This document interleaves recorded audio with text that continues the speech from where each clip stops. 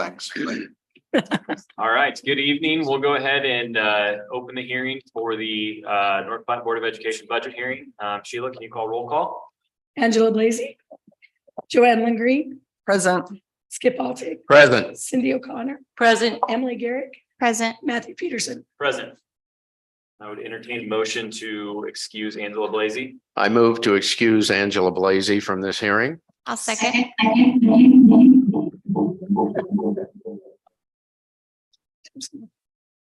Okay.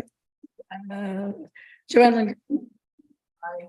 Skip Altick. Aye. Cindy O'Connor, Aye. Emily Garrick, Aye. Matthew. Oh. Aye. I think it's Stewart. Afraid to say anything now, aren't you? There's Sheila. We're blaming me. All right, as the agenda for tonight's meeting suggests, tonight we will be focusing on our budget hearing. So I will go ahead and turn it over to Stewart. Thank you very much, Matt. I appreciate that. First of all, I want to share my screen here. Hang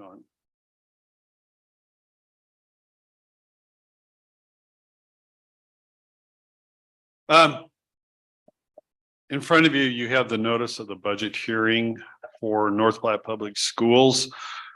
We had published this on Saturday in the Telegraph to give the 5-day notice before we had the budget hearing, which is tonight. So I wanted to just present that, but really I want to take a PowerPoint and go through with you what sort of the highlights of the budget will be. So bear with me as I share my screen again.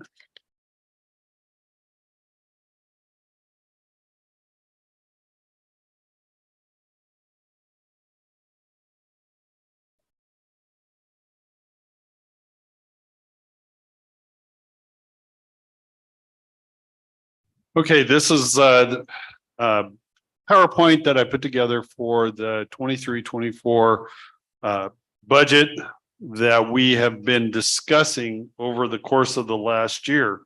Now, as we look at our strategic plan, hang on here, I gotta minimize a few screens.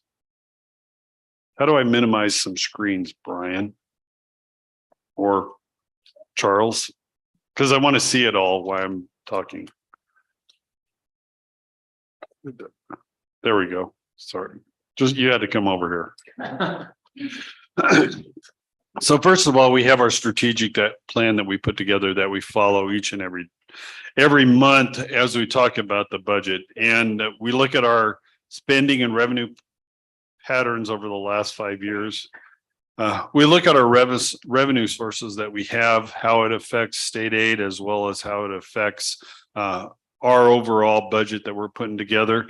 And then with that, in conjunction with the board finance committee, our Dr. Rhodes, as well as our administration, put together their plan and what they need to do in their building for the coming year. And then finally, the big thing that we always want to monitor is making sure and ensuring that we have a 25% cash reserve. And we look at that in October of every year to make sure that we are at that 25%, or if we're below, where are we going and what are we planning to increase that back to 25%. So with that, in our budget cycle, we discuss that each and every month with the finance committee beginning in October and then progressing through July. In that, we concluded in July, and then we start having board budget discussions in July, August, and moving into September when we do the adoption. So I want to talk a little bit about what we discuss in our finance committee, and first and foremost, enrollment, which drives state aid, is discussed in October. From there, the adjusted valuation, how that plays effect in our state aid, poverty plan, our SPED final financial report, our English learner plan. And then finally, when we submit our annual financial report in November for the state, because this goes into driving how our state aid is affected. Then along with that is our audit. And as you know, every month we talk with Skip, Dr. Rhodes and myself as far as the legislation that's going on from January through April or May, depending upon how long the session is. And then from there, we have an estimated state aid. We talk about our other funds that we have to have. And that goes along with what I just reflected to you on our notice of publication, the various funds that we oversee. We talk about our resource reallocation, our estimated revenue, and then finally where our enrollment will be at the end of the year, because that plays into effect on our state aid also. Now, I talked about a lot about it, state aid, but we're really going to focus now just upon the expenditures, which is what we're here for, is our expenditure hearing. So we have to I want to remind everybody is what we're here for is to teach students, to help them become citizens, to help them to achieve where we want them to be in the classroom. And I have some notes here, so I'm trying to move myself around here. With that, what I've done each and every year is tried to brand what I want to do or what I want to accomplish in the budget.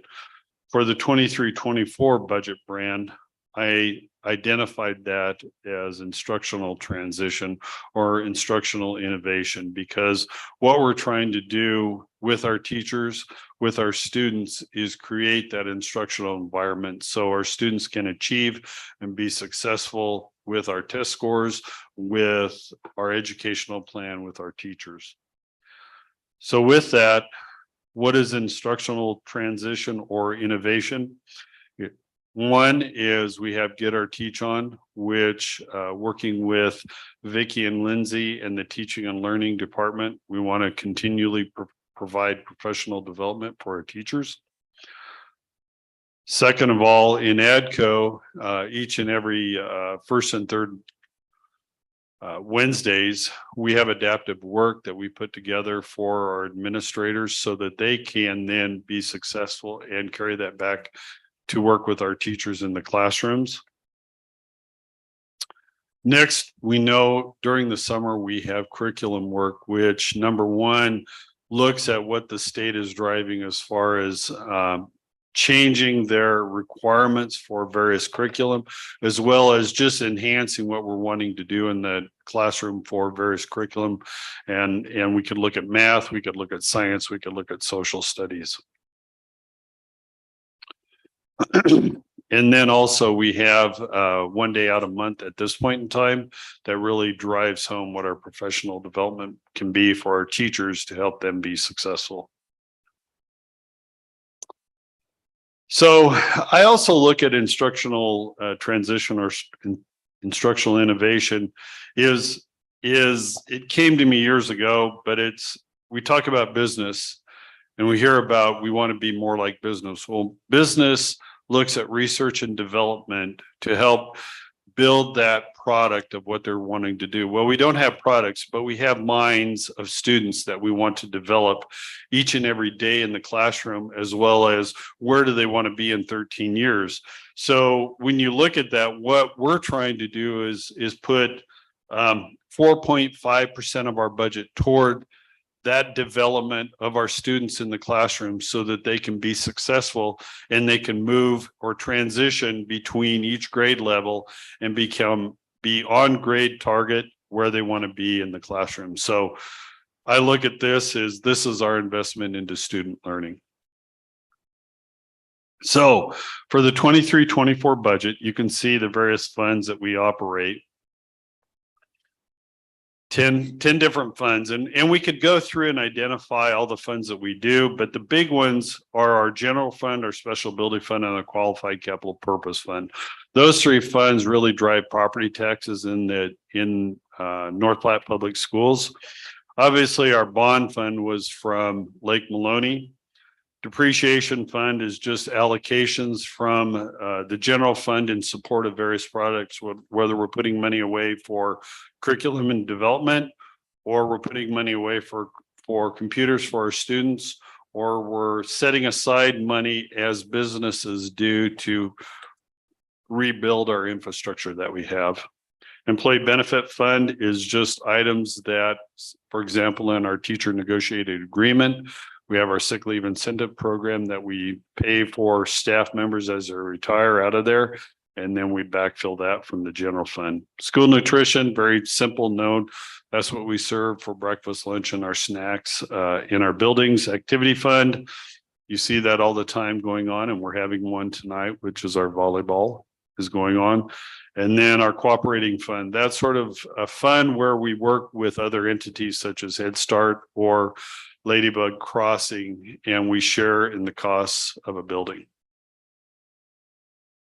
So focusing more on the general fund and the special building fund, we can break our general fund down into various categories: regular education, special education, state and federal funds. And we break ESSERs apart because that's been a budget that we've set aside in it, and it goes away in a year from now.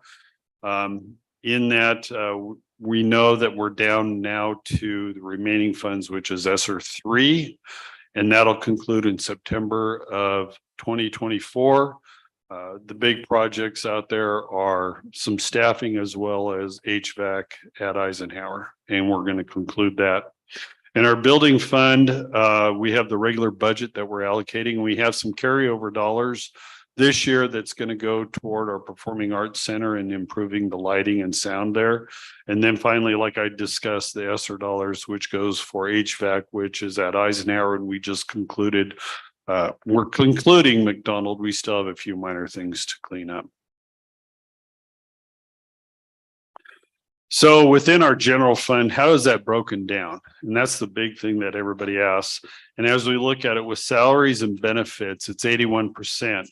Then from there, our purchase services, which includes our utilities as well as our insurance within the district. And so we could talk about that. Looking at those various items, number one, I'm going to back up to fringe benefits. We know the health insurance has increased 7% from last year. Our liability insurance that we have in the district to cover, anything that happens on our buildings went up 15%. And then our utilities are going up accordingly about 10%. And we all feel that at home with where we're dealing with our natural gas and so forth. So when they look at it, breaking it down, once we get those identified, which is pretty much taken care of, supplies within the building are about 8% that we can have control over. So then looking at the personnel budget in general, 81% of it, it's broken down where we have our instructional staff or our faculty, which is 52% of our personnel. 44% is our classified and or our extra duty staff. And then finally, 4% is our administration. Now within there, I just want to clarify our instructional staff, our faculty, our teachers have a negotiated agreement that we fall under, as well as our paraprofessionals. We have a negotiated agreement also. So with that, that's the budget for 23-24. I tried to take you through the various highlights of our expenditures for this next year that we're proposing based upon what we published in the paper. Does the Board of Education have any questions at this point? Go ahead. You can start. First of all, I think I want to note that this year has been a little different for us in the fact that we were a little later to get all of our, our numbers figured out for what the state funding would look like with the new funding mechanism for the state. So I know Stuart and Dr. Rhodes have been working extra hours to try to get everything prepared. So I appreciate that. I'll also note, I think it's important that the finance committee met twice this month. Usually we meet once, but we had an extra meeting last week just to focus on the budget itself. And so we've spent a considerable time talking about these things. And so I know we've had some good discussion at the finance meeting, and I know that personnel has gone over this as well. So I think it's important that we just kind of open it up for those discussions because we've had good discussions within those meetings, but This is, our public meeting to discuss this. So, Skip, I'll turn it over. I know you've got some questions, so I'll turn it over to you and I can ask them later as well. I'm going to stop sharing so that people can see the board ask the questions, but if I have to go back to them, I'll reshare at this point. Okay. That was a real good summary, Matt, of all the things. And we did meet for, what was it, like an hour and 45 minutes last week, I think. And went in detail on this. One of the things that we have that is an issue is we also have new state statutes and laws that were passed this past legislative session on the huge Christmas tree bill that they did. So we are trying to adapt to those. Kind of had to wait till that happened to do some of this planning. Stuart, if we would have to dip into our reserves in the long run, all right, if we continue to dip into our reserves, what would happen? Well, as I mentioned, every October after the audit's completed, I present to the finance committee where our reserve percentage is, which includes the general fund depreciation and employee benefit fund, so that we can make sure we're on target or keeping that. Last year, we were at 22%. So if we keep dipping into our reserves, number one, obviously that's going to go down instead of back up to where we need to be at 25%. Second of all, the board adopted a resolution back in February where we would have a line of credit. And because of number one, grants that we have to expend first and collect later, number one. Number two is that then we're trying to get that revenue in. We're also trying to get the grants approved. And depending upon the timeline of their approval process, that becomes sort of restricted upon the school district. So with all of those factors playing in, we could possibly, if our reserves go down, create the possibility of accessing that line of credit. Okay. Then one of the things that happened with, and I just call it the Christmas tree bill because of all the different bills that got hung on each limb before they passed it. One of the things that I think some people don't understand is that as an equalized district, North Platte got hurt this year, where everybody was supposed to get more money. In reality, we lost money. True? I think, let me clarify that. So districts received foundation aid. Correct. And we're an equalized district compared to some other ones in Lincoln County. So when we received foundation aid, instead of adding to our state aid, what it did was decrease the amount of equalization aid that came into North Platte Public Schools. Second of all, when you compare our state aid that we received last year to this year, due to various factors. One is, the big one is increased in valuations.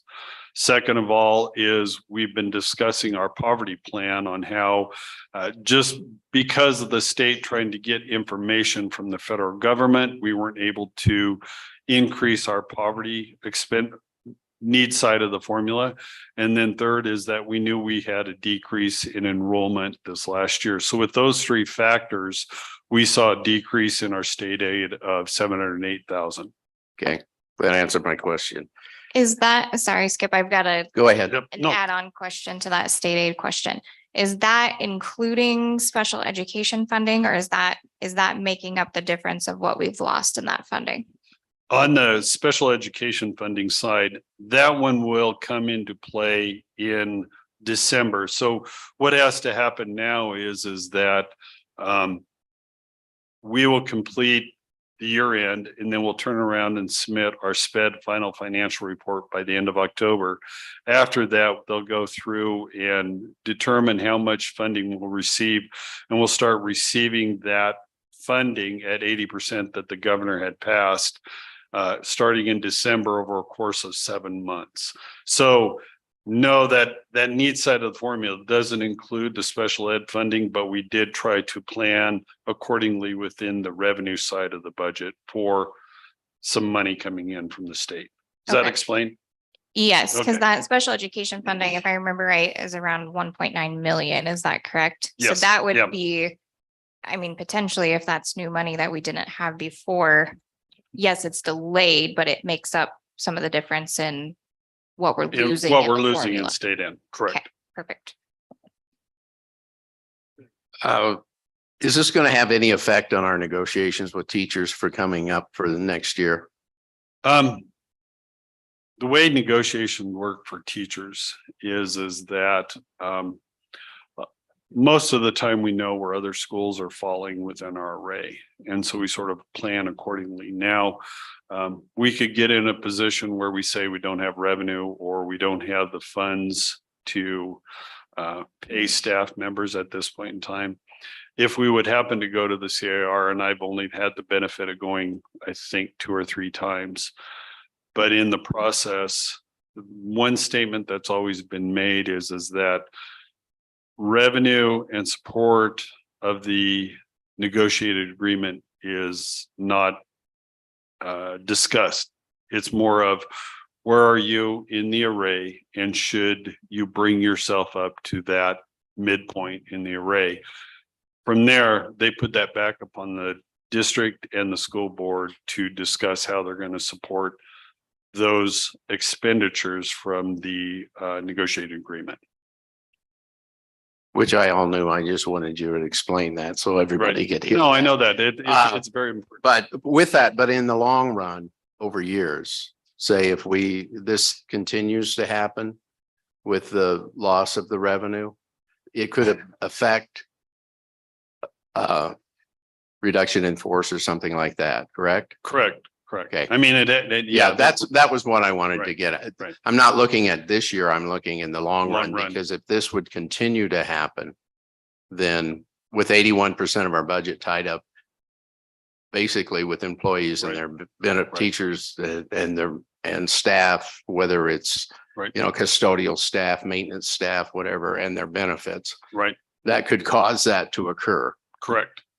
And now, are we really guaranteed we're going to get all that sped money? At this point in time, all we can say is that we assume so.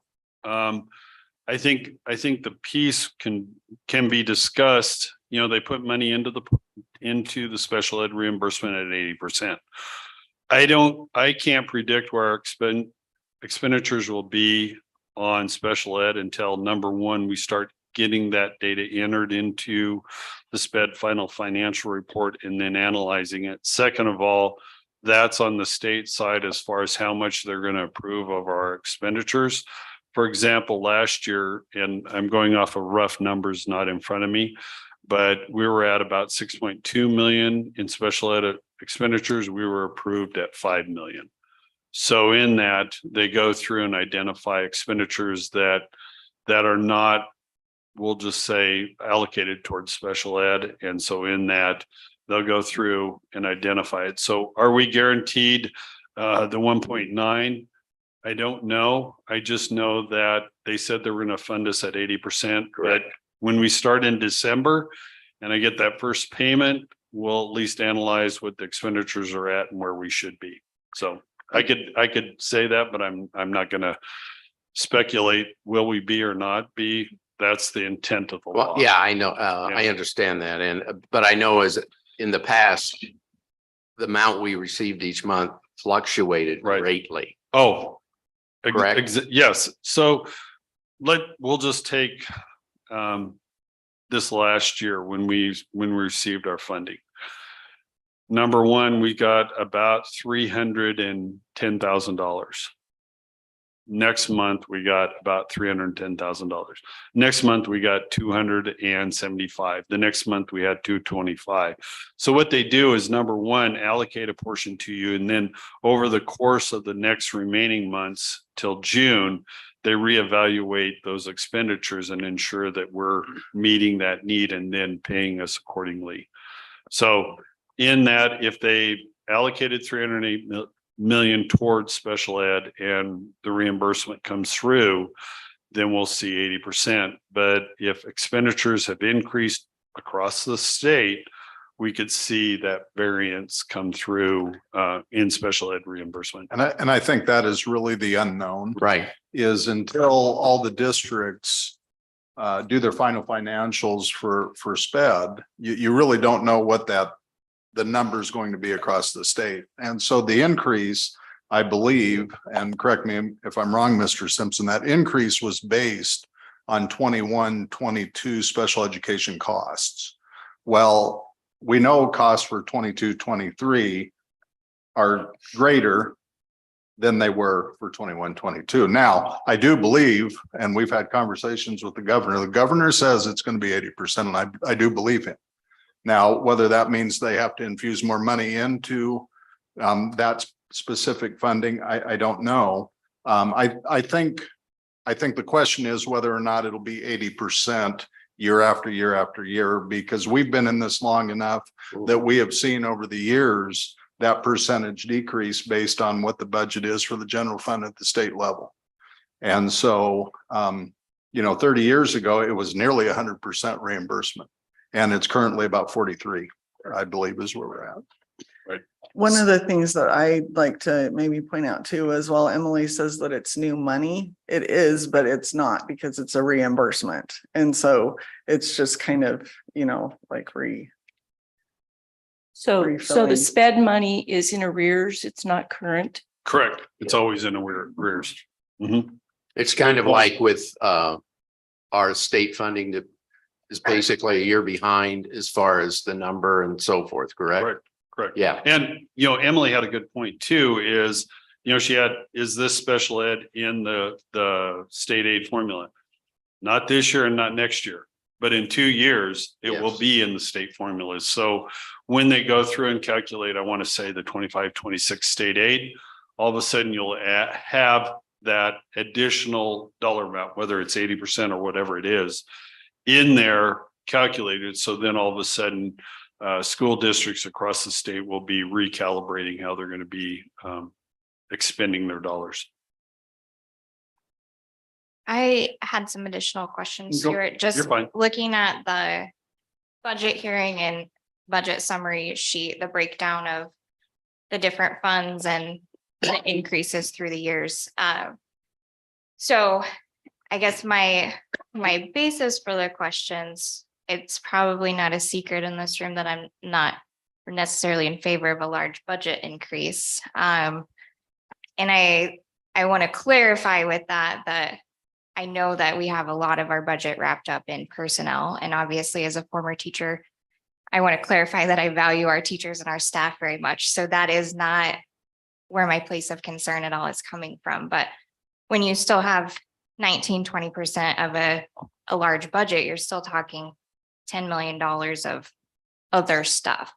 And so just looking at some of the numbers of increases from, depreciation, employee benefits, obviously we all know why school nutrition, there's an increase there. We've all bought groceries recently. But I was hoping maybe some of those that we see those large increases, Stuart, would you be able to, break down for us why we see such a large increase in employee benefit and activities and cooperative, those funds? That's a good point, because I was looking at just appreciation alone. So this is the uniqueness of how the state budget is put together, because they expect school districts, and I'm just going to walk down each and every one. So for the patrons, we're looking at the notice of budget hearing that was put in the paper. So if we first look at the depreciation, why we show 4.4, but last year we only showed 1.8 million.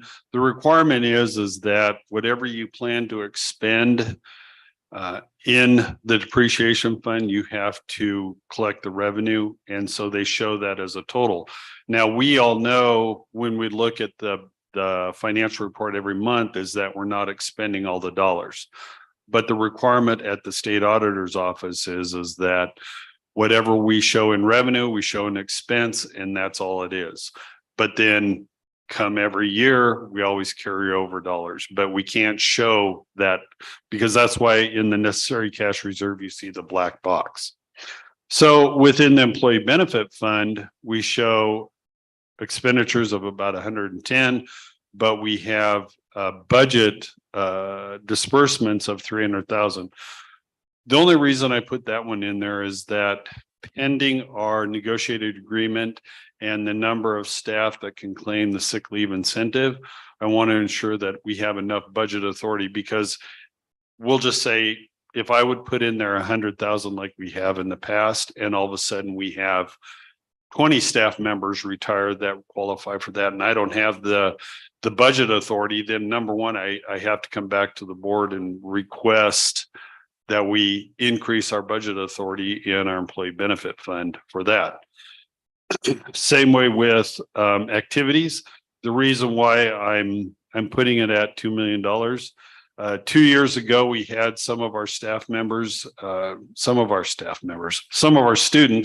go on trips, the band, the cheerleaders, and so forth. And I struggled to make sure that we had enough budget authority cover those. And that's the only reason the $2 million is out there, is I want to ensure that our students have enough expenditure authority to do the items they want to do. Now, for the activity fund, we know that will be covered by revenue that they go out and fundraise for, whatever it is, whether it's in our activities or if it's in our clubs that we have or our high school, whatever we collect in revenue, we want to ensure that they have the budget of expenditures to do that.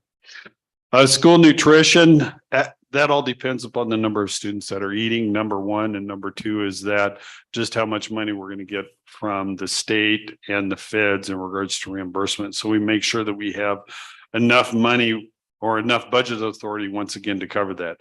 Are they going to expend all of that? No, as you can see that over the past 2 years, we've had 500,000 left, but that doesn't roll into reserves. It's just whatever the revenue we collect, we expend, and then any remaining dollars, because we do have a guarantee from Sodexo, that money rolls into reserves. We just want to, number one, make sure that we have enough budget authority to cover that. Special building fund, that one is unique because we do have ESSER dollars that have to go in there. So number one, we want to make sure we have enough ESSER dollars in there to handle the remaining expenditures for our McDonald's project and our Eisenhower project. And then after that, that'll go back down probably below 21, 22 expenditures once we expend all the dollars from ESSERs. That'll go back down to between 750 and $1 million as far as expenditures are concerned. But that right now, that one's just to cover our ESSER dollars that are going into there. The qualified capital purpose fund, you can see that's right in line. All it really is what we need to pay for the bonds over the course of this next year. That's all it is, and that's all we're doing. And then finally, cooperating fund, that goes with our two Head Start, our Ladybug Crossing. And then if we do have any ESU dollars that come in that have to reimburse a staff member that cooperates with us, we put those dollars in there. We haven't had as much over the last couple of years. We're coming out of, I want to say, COVID. So there may be some additional dollars coming in from the issue that we can do that. But that, once again, just gives me the authority to expend it if I have the revenue coming in to cover that. So that's really all it is. Sometimes it's just additional dollars, because otherwise, if we don't have the authority, I have to come back to you and request to bump those up accordingly.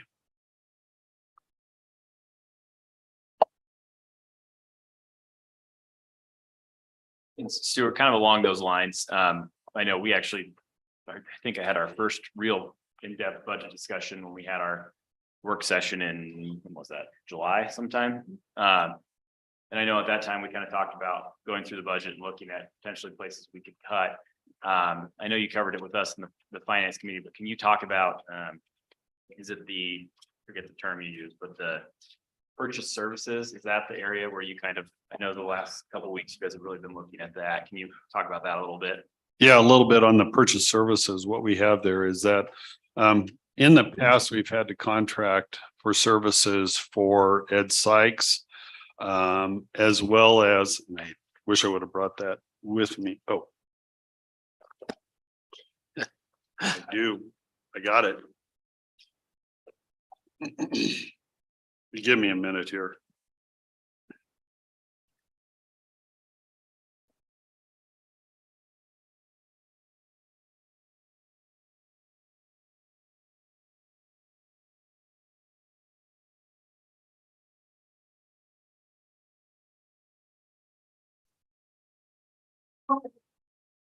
So when I was looking at this, I started evaluating a historical trend as in your strategic plan. I look at the 5-year plan of what we've expended. And we've had some dollar amounts out there budgeted for whether it's for ed psych support services or contracted service and special ed. Those are the two big areas that we've had that as I've looked over this and as we have reevaluated where we needed to be and hired a staff member instead of contracting, because obviously we all know contracting services are a little bit more than staffing, we can reduce that back down so that we can ensure that we, number one, deliver our services to our students, but then, reduce our costs in the budget accordingly. Does that help? And did you discuss that was an area where you cut correct? You gave us a dollar figure. Oh, yes. About- And the about dollar four- figure was 439,000 that we cut based upon what we were going to do in there. So Okay. sorry, Matt. No, that's. And then a couple other things, I know we're, back to the budget, and obviously. Played into that, so, can you tell us how much of our budget is, funded by property taxes? Yeah. So when we look at our property taxes, and because North Platte Public School is, we'll just say, for the most part, between the two rivers. I know we have land to the north and south, but that's minor compared to our overall property. We're going to say we're property poor in support of our students. When you look at the valuation compared to our student, compared to other ones. So when we look at our value, when we look at our property taxes, it's 62% of our budget goes toward the support of our students. And then roughly 10% goes towards support from state aid.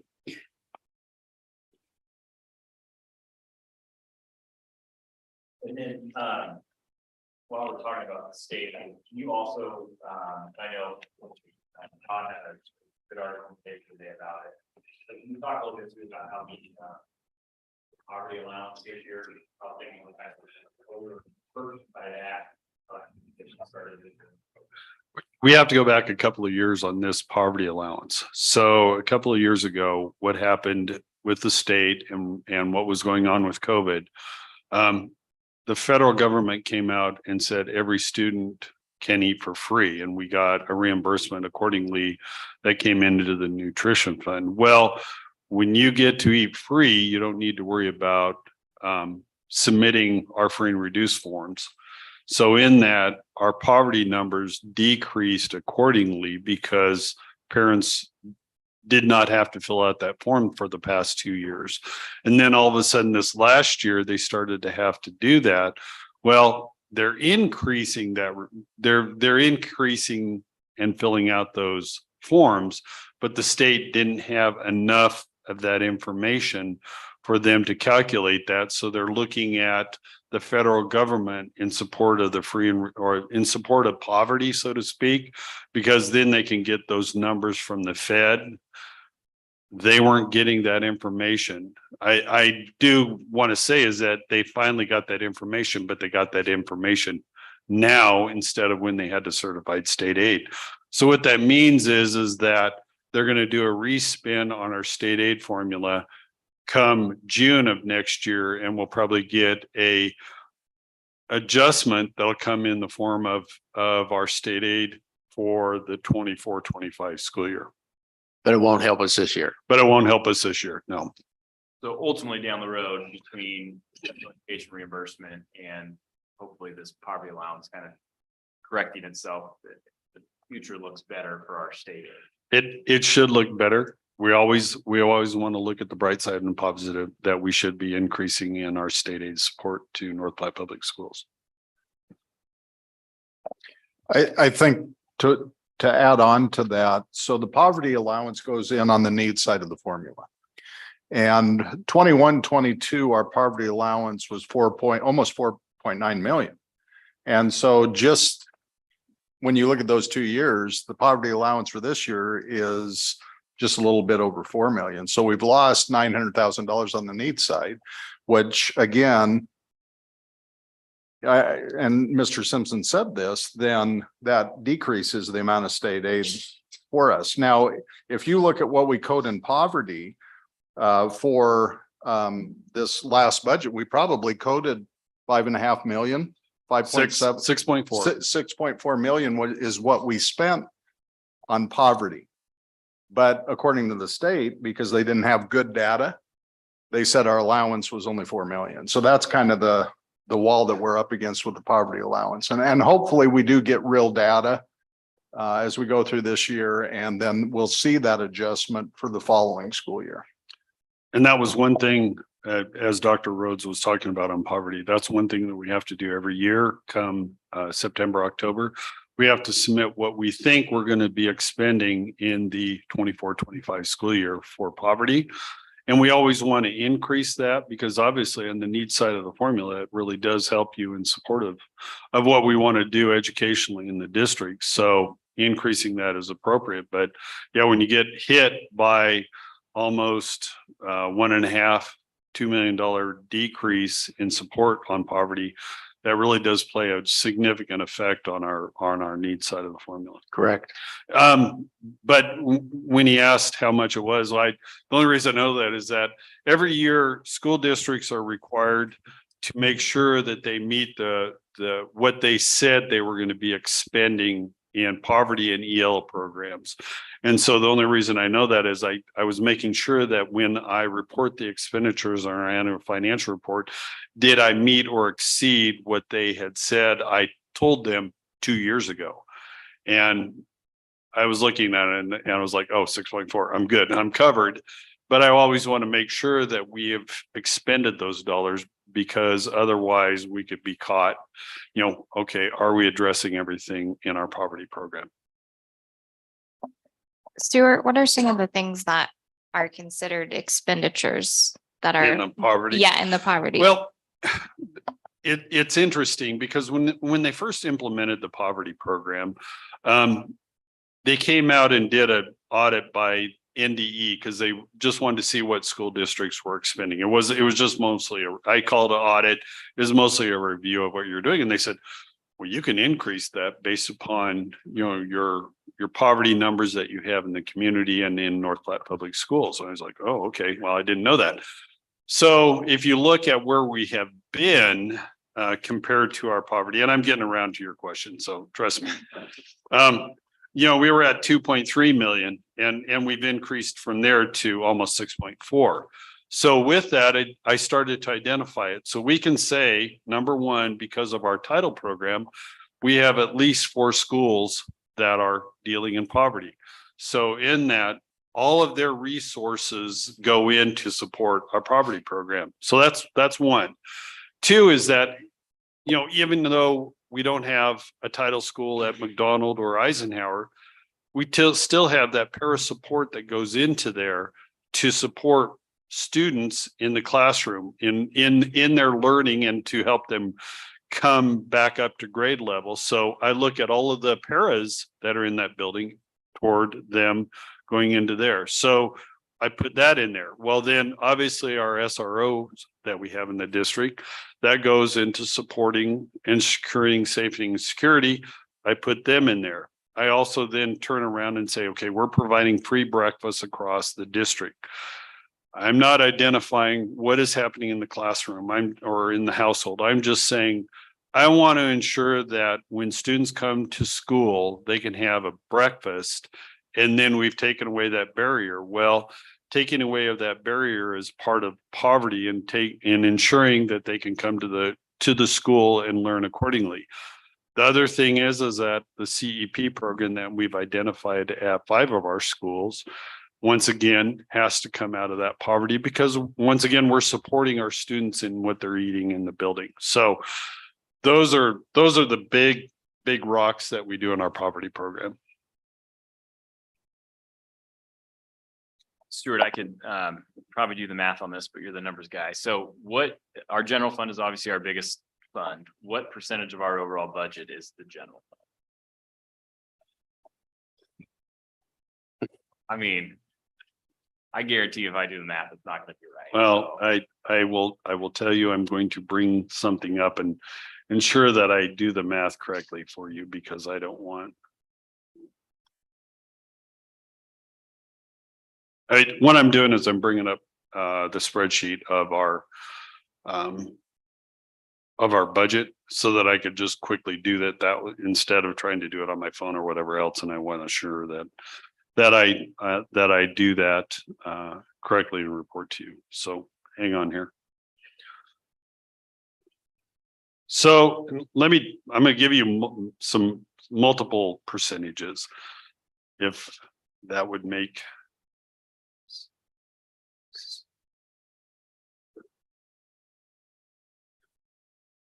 So when we look at our overall budget that we have, which is 70.3 million. And I know what was written in the paper included our necessary cash reserves, and I don't include that because I look at that as a separate dollar. I just look at what we're expending. 77.9% of our budget goes toward the general fund. I want to give you a couple of other ones. So when we look at our tax supported funds that we have, we're increasing those by 4.8%.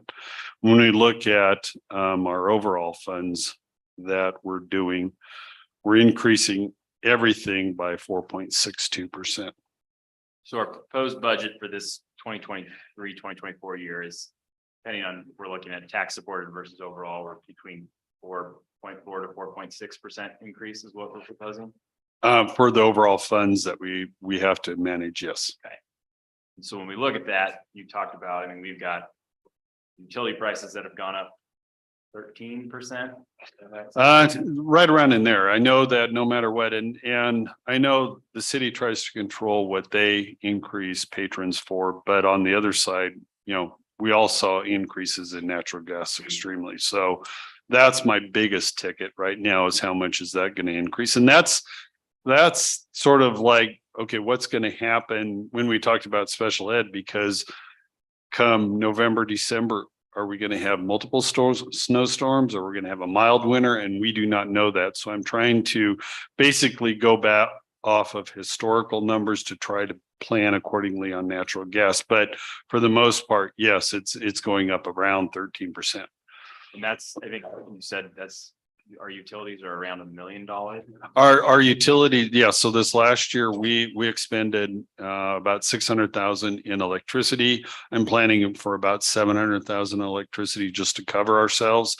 Once again, it goes back to the discussion. We want to make sure that we have expenditure authority accordingly. Natural gas was about 213. I'm planning around 300,000 on natural gas for a total of $1 million. So we've got utilities that are 13% or so. I think you said our physical building insurance has gone up 15%, which that went from roughly 600,000 to 680 to 700,000. And what is driving that factor is, number one, the big one is increased costs on how much we identify. So we look at this building envelope right here, and those costs are increasing by 25%, because they're saying if we would get hit by, we'll just say, a tornado here in North Platte, all of a sudden those costs to rebuild a McKinley Education Center would be roughly an increase of 25% compared to what it was last year. The other big piece that we're dealing with is workers' comp costs going up. And so I guess my point is that, I mean, we're looking at potentially a 4.5% or so budget increase, but we've got some of our major big ticket items that are going up double digits. And so. Correct.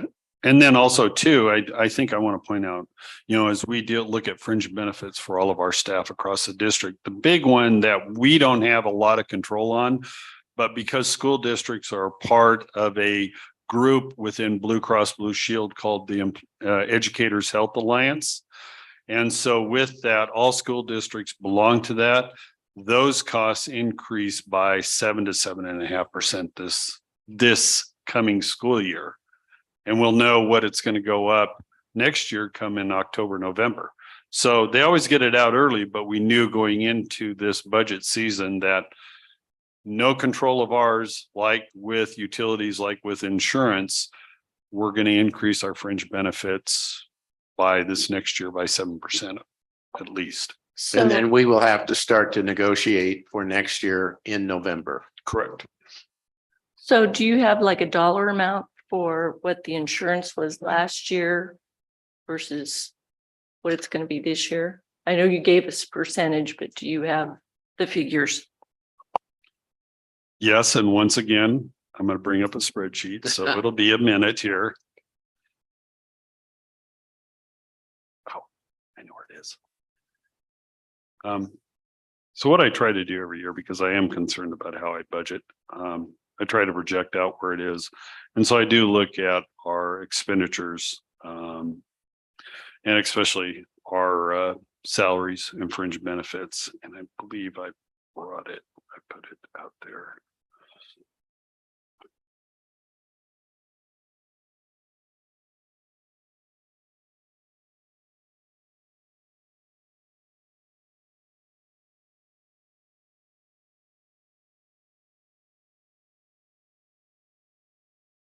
I got to go out on my end drive, as tech would say, to get to my information. But if you give me a minute here.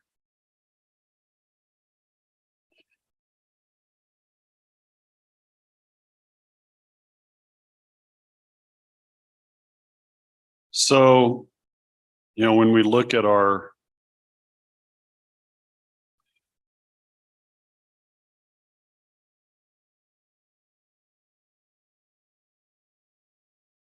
when you look at our expenditures for just healthcare alone, we were at $4.22 million in healthcare. So with that, another 7% on top of that, and I would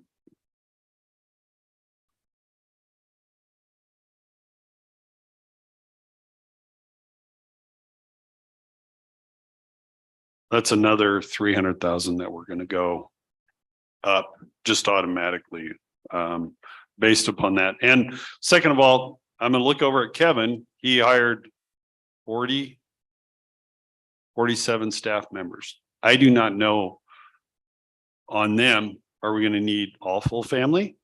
Or are we going to need singles? Or are we going to need a combination thereof? And that's an unknown factor that school districts across the state, not just us, that do not know when they come in how much health insurance they're going to need in support of theirs. So, for North Platte Public Schools, we can say, well, okay, we're planning for 300,000, but then all of a sudden, once we get those staff members onboarded, once we get them identified, once they fill out the paperwork, and then we go through the first month of payroll in September, we'll know specifically where that health insurance is going to land.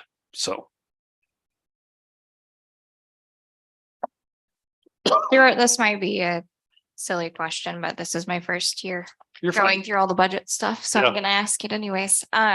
So for things like that where we budget, obviously you want to budget higher than what you hope it's gonna be because you don't want to not budget enough. What happens, some of those things that probably fall under that general budget, if they then come in under our budget, do those funds get reallocated somewhere else for another purpose in the general budget? Do they go into cash reserves? What do we do with if we over budget and don't spend it all? What happens So to it? if we over budget and we'll just say, for example, we still want placeholders for a staff member. So if we can't find a staff member and we still have that placeholder, then that money will then, and we're saying the budget of that staff member will roll in reserves. But we also have to say, how much did we collect in taxes? How much do we collect in state aid, special ed? So if all those factors are correct, then that money would then roll into reserves, which then would bring our reserves up from 22% to hopefully around 25%. So that is a good question because we do want to say that we don't expend those dollars. We try to push them into the reserves as best we can.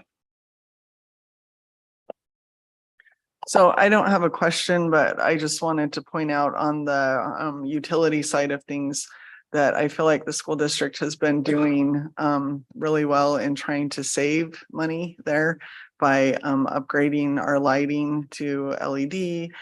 We've done some things with doors and windows and, you know, all of those types of things to try to make our buildings more energy efficient. And so I do think that we are doing a lot on that side. And I do appreciate that. If I can expand on what you're saying, Joanne, just to let the public know what we do in the district, and thank you very much on the LEDs and lighting.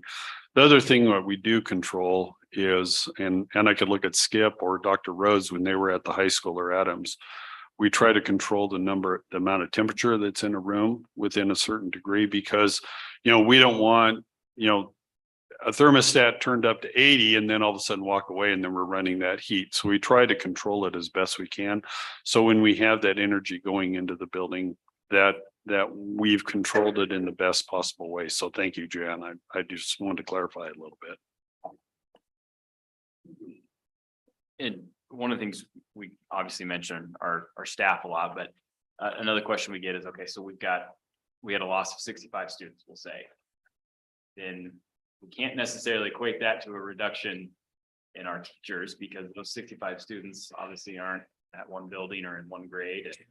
We have 2 less students in a 3rd grade classroom. That doesn't mean we're going to condense those into a 1-track classroom. And so I think that's another thing that we've talked about too, is that a reduction in students doesn't always result in a reduction in expenses. When you have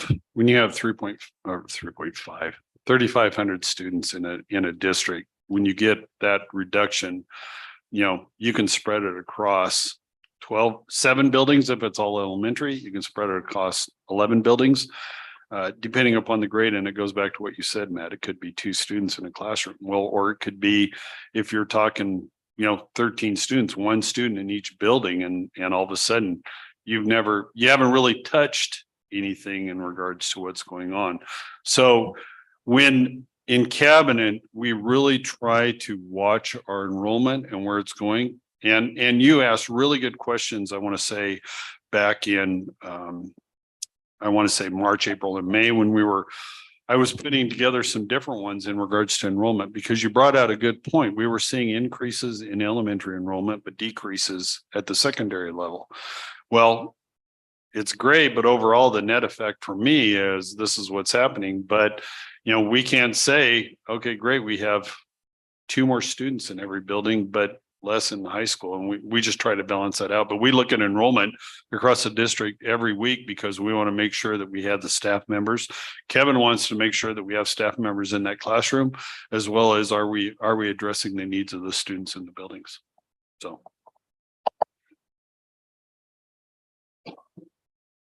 Anyone else have any questions for Stuart? No, I don't have a question, but I came on the finance committee in January. I guess my first meeting was February, and I have learned quite a bit, as you know. And I also have a lot of questions that I ask every month, but I want to thank you for the in-depth that you and Dr. Rhodes have done in developing this. And the other thing about the budget, this is a year-long thing that we work on. It's not like we just start working on it in July and present it out here in August. It is something that we work on. As soon as this is done, we start working on next year. As soon as this is done in September, we'll be working on next year. But I appreciate all the diligence you put into all the areas that hopefully we can either cut or modify or whatever to try to do what's best for the students in North Platte Public Schools. That's why we're here. And I think I mentioned this at our most recent finance committee, but this is, I don't know, 4th or 5th year on the finance committee now. I just lose track when I'm having fun. But this is, I mean, the 2 meetings we've had in August, I think are by far the most in-depth discussion we've had on the budget. Much of that is related to the unknowns with our state funding, but I know we spent considerable time this year looking at the budget and those tax dollars, making sure that we're spending, you know, our patrons' money the best possible way and most efficient to make sure that we're still making sure we're still giving our students the quality education they need. That's ultimately at the end of the day our job. And so I appreciate all the discussion we've had on it. I think school districts in general were thrown various curveballs this year, as Skip and Dr. Rhodes know, in legislation.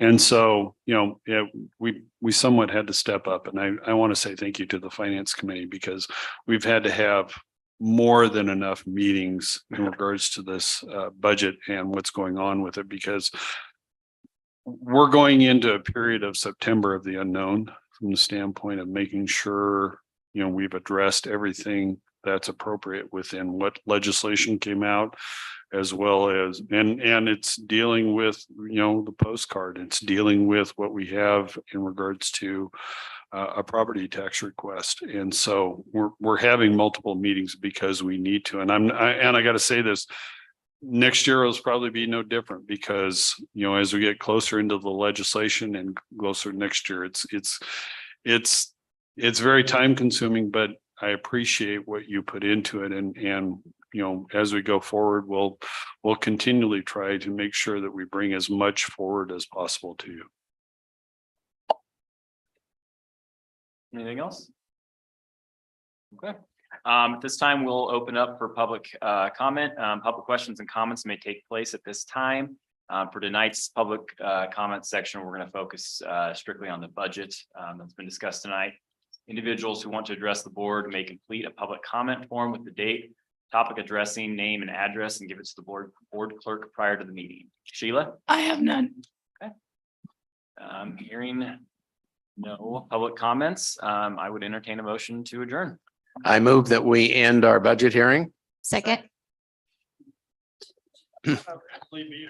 Sheila, roll call, please. Aye. Aye. aye. Aye. I.